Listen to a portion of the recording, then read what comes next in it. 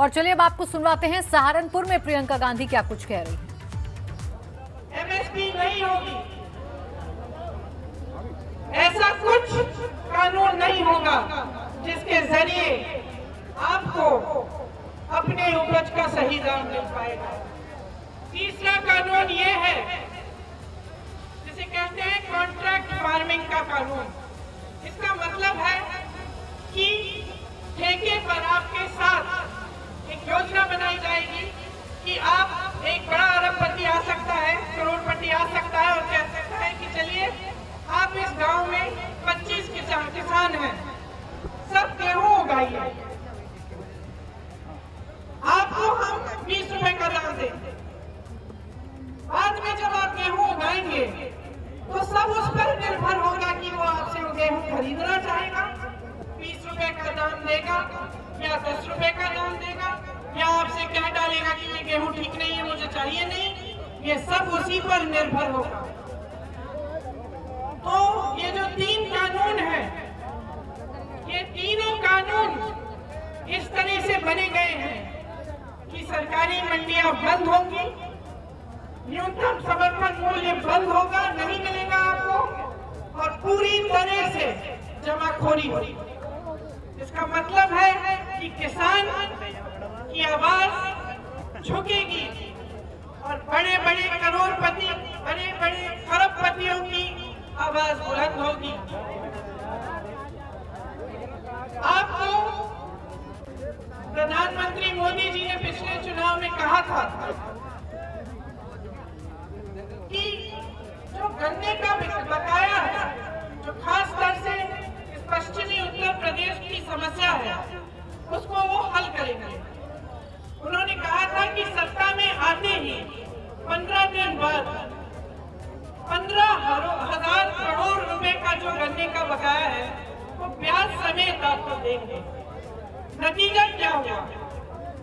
15 दिन नहीं, महीने हो गए, साल निकल गए, लेकिन गन्ने का बकाया आपको नहीं मिला। 15,000 करोड़ का आपका बकाया आपको नहीं मिला। लेकिन नरेंद्र मोदी जी के 2 हवाई जहाज 16,000 करोड़ रुपए में खरीदे गए हैं सरकार से। आप सोच सकते हैं कि इनकी जबान में कितना वजन है। इन्होंने आपको कहा था आपका बकाया मिलेगा, क्या किया इन्होंने? अपने लिए 2 हवाई जहाज खरीदे जिससे दुनिया भर में घूम सकते हैं। क्या किया इन्होंने? दिल्ली में संसद भवन की सुंदरीकरण के लिए 20,000 करोड़ रुपए सरकार के रखे। 20,000 करोड़ रुपए का सुंदरीकरण, 16,000 करोड़ रुपए के 2 हवाई जहाज और आपके 15,000 करोड़ रुपए का बकाया आज तक आपको नहीं मिला है। समझ लीजिए, बहुत देख लिया आपने इनकी बातों का मूल आपने बहुत देख लिया। इनका 56 इंच का सीना देख लिया जिसके अंदर एक छोटा सा दिल है जो सिर्फ अपने खरबपति मित्रों के लिए धड़कता है। वो किसान का दिल नहीं समझ रहे हैं। किसान का दिल इस धरती, इस देश की धरती के लिए धड़कता है, क्योंकि उस धरती को वो सींचता है। उस धरती से उसकी जान जुड़ी हुई है। उस धरती से ही, उस किसान ने ही इस देश को आत्मनिर्भर बनाया। हरित क्रांति, श्वेत क्रांति के जरिए इस देश को आत्मनिर्भर बनाने वाला किसान है। यही किसान का बेटा सीमा पर सुरक्षा करता है, सीमा पर तैनात होकर इस देश की सुरक्षा करता है, इस देश के लिए अपनी जान देता है, इस देश के लिए शहीद होता है। उसी किसान का बेटा एक जवान बनकर प्रधानमंत्री की सुरक्षा करता है। उसी किसान का बेटा प्रधानमंत्री के लिए तैनात होता है और उसे सुरक्षित करता है। लेकिन ये प्रधानमंत्री किसान का दिल नहीं पहचान रहे हैं, किसान का रोज अपमान कर रहे हैं।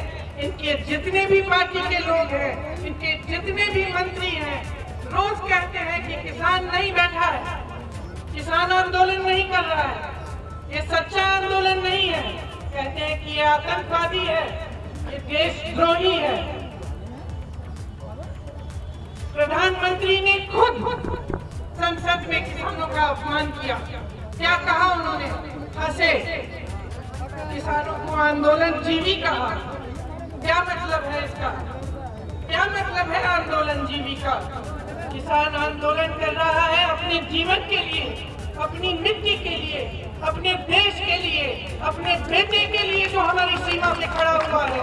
उसका मजाक उड़ाने वाला, उसको देशद्रोह कहने वाला, उसको आतंकवादी कहने वाला, वो देशभक्त नहीं है। वो देशभक्त कभी नहीं हो सकता जो किसान के दिल को नहीं पहचान सकता। इस देश को किसान ने बनाया है। 78 दिनों से किसान दिल्ली बॉर्डर पर बैठा है। मोदी जी अमेरिका हो आए, पाकिस्तान हो आए, चीन हो आए, लेकिन जिस शहर में रहते हैं उसके बॉर्डर तक नहीं पहुंच पाए। 78 दिनों के लिए किसान उनका इंतजार कर रहे हैं कि जिनको हमने वोट दिया, जिनको हमने सत्ता दी, जिनको हमने प्रधानमंत्री बनाया, वो हमारी बात सुनेंगे, वो हमारे पास आएंगे। लेकिन वो नहीं आए। उल्टा संसद में खड़े होकर उन्होंने मजाक उड़ाया। उनके मंत्रियों ने अब शब्द बोले। जो 215 किसान शहीद हुए उनका आदर नहीं किया, उनका अपमान किया। लेकिन जो इस देश को बेच डालता है, जो हवाई अड्डे, railway, LIC, BSNL, MTNL, BPCL, Air India, NTPC, BHEL, SAIL, ONGC को बेच डालता है, इससे आप क्या उम्मीद रख रहे हैं? क्या उम्मीद रख रहे हैं? मैं आज यहाँ आई हूँ आपको बताने कि कांग्रेस पार्टी और मैं और कांग्रेस की एक एक नेता आपके साथ खड़े हैं। आपके साथ इस आंदोलन में हम खड़े हैं। हमारी शक्ति आपकी शक्ति है। लेकिन मैं ये भी बताने आई हूँ बहनों और भाइयों, जाग जाइए। जिससे आप उम्मीद रख रहे हैं वो आपके लिए कुछ नहीं करेंगे। आपने इनका राज देख लिया, सब कुछ देख लिया। अब समझदार बन जाइए, समझ लीजिए कि सच्चाई क्या है। जब ये आपसे बड़े बड़े वादे करते हैं तो समझ जाइए कि ये वादे खोखले हैं, ये शब्द खोखले हैं। इन्होंने अपने बड़े बड़े अरबपति मित्रों के लिए सब कुछ किया है, उनके लिए सारे दरवाजे खोल दिए। जब लॉकडाउन हुआ, कोरोना महामारी आई, उस समय कहां थे? कहां थे ये अरबपति मित्र? जब तमाम लोग इन्हीं सड़कों पे, इन्हीं हाईवे पे पैदल चल के गांव की तरफ रवाना हुए, तो कहां थी ये सरकार? क्या सुविधा बनाई? किस तरह से मदद की आपकी? जिन लोगों के लिए ये काम करते हैं वो लोग आपकी परवाह नहीं करते, ये खुद आपके लिए परवाह नहीं करते। अब समझ जाने की बात है, समय आ गया है, आप जागे, पीछे मत हटिए।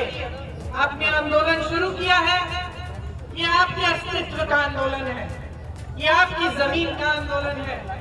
एक भी कदम पीछे मत हटिए। हम आपके साथ खड़े हैं, आपके साथ लड़ेंगे। जब तक ये कानून रद्द नहीं होंगे तब तक हम पीछे नहीं हटेंगे। आपको मालूम है कि कांग्रेस की सरकार के समय आपके लिए क्या क्या किया गया था। अगर कांग्रेस की सरकार आएगी तो ये कानून रद्द किए जाएंगे, आपको न्यूनतम समर्थन मूल्य मिलेगा, आपकी मदद के लिए कानून बनेंगे, आपको पीसने के लिए नहीं बनेंगे। हम आपके दिलों के साथ, आपके जीवन के साथ राजनीति नहीं करेंगे।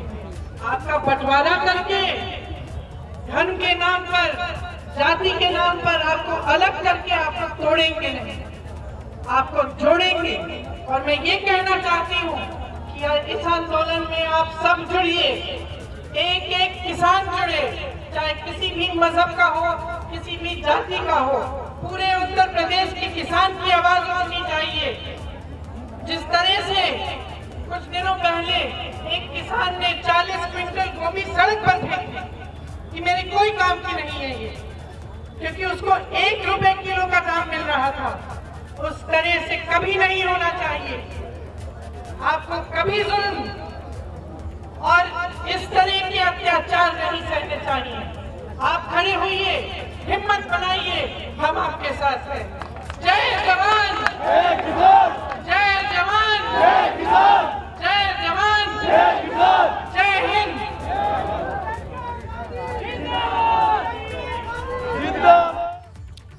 तो सहारनपुर में गरज रही थी प्रियंका गांधी वाड्रा। जय जवान जय किसान अभियान की शुरुआत की और किसानों को लेकर उन्होंने साफ तौर पर कहा कि कृषि कानून जो है उसको लेकर किसान पीछे ना हटें, ये उनके अस्तित्व की लड़ाई है। उन्होंने कहा धर्म और जाति के नाम पर देश को तोड़ा जा रहा है। कांग्रेस का हर कार्यकर्ता किसानों के साथ खड़ा है।